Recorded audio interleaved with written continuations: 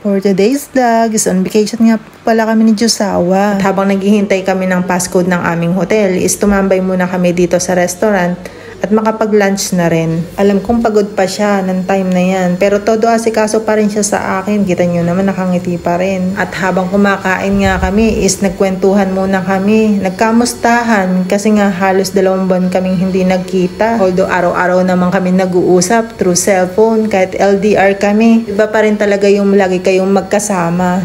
Sobrang namimiss ko siya lagi kasi nga sa totoo lang guys is yung pag-aasikaso niya sa akin is sobra-sobra. Tapos ma-receive ni Josawa ang passcode ng hotel namin.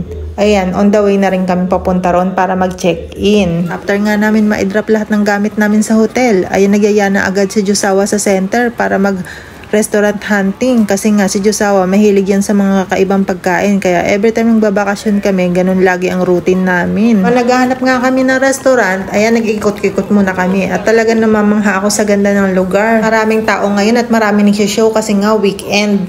Kaya ayan, na-enjoy din namin yung paglilibot-libot dito. Time kong makarating dito sa lugar na to kasi medyo malayo rin to. Gusto akong dalhin dito ni Josawa kasi alam niyang magugustuhan ko kasi nga ang ganda-ganda ng lugar. At ng mga panahon nga na to is 2 pa lang kami kasi wala pa si Baby Ryle this time. Tipong nasa proseso pa lang sa paggawa namin nun kay Baby Ryle that time. Kaya nag-i-enjoy muna kami ni Josawa. Ay! At ayan nga, nakakita kami nagsho-show kaya tumambay muna kami dito.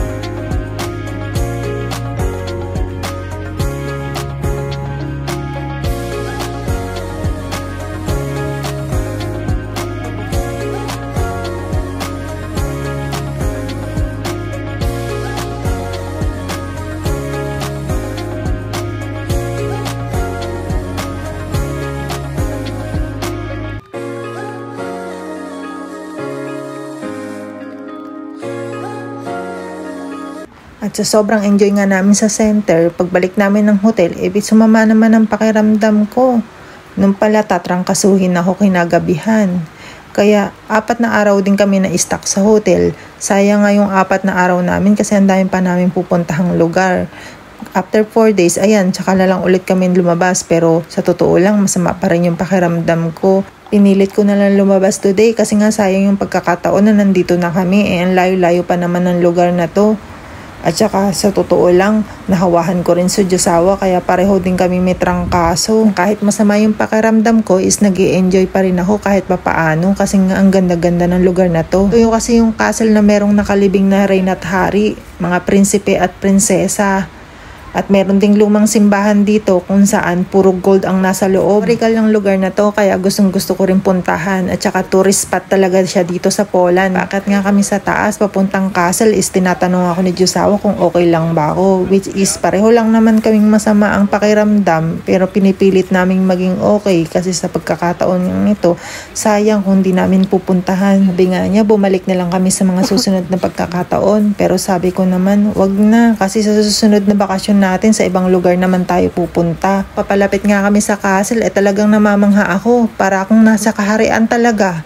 Ang gandang-ganda, sobra. Time ko lang din talaga makakita ng ganitong lugar kaya sobrang manghang-mangha ako. Sabi nga ni Josawa, next time daw pumunta kami ng England kasi mas magaganda ang mga castle doon.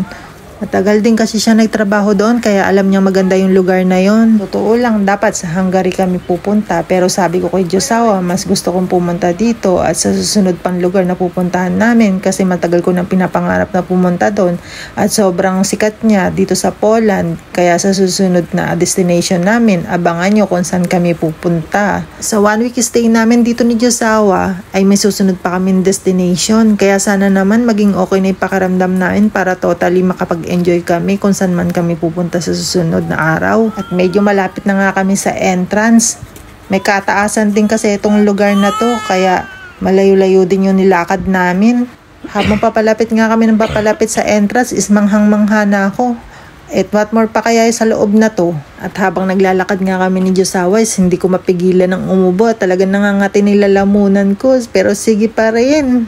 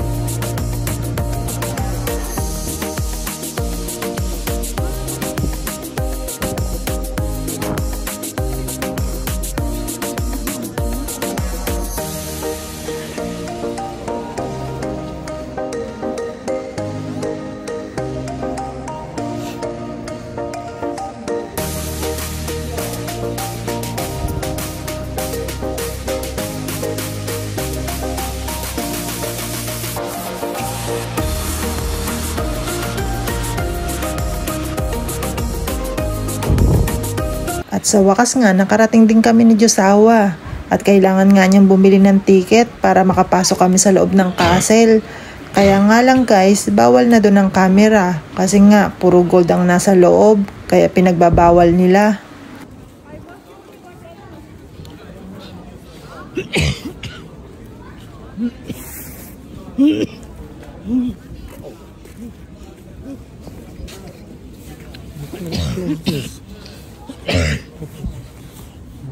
At ayan nga, kahit ang sama-sama ng pakiramdam ko at todo ubo ako, ay nakarating pa rin kami sa tuktok ng simbahan kung saan kitang-kita yung kabuuan ng city. Pagkatapos nga namin mag-sightseeing dyan, ayan, pinagtripan ko si Josawa. Sabi ko, umikot-ikot nga kami at gagawa kami ng video. Ayan, sumunod naman siya kahit nahihiya sa mga tao.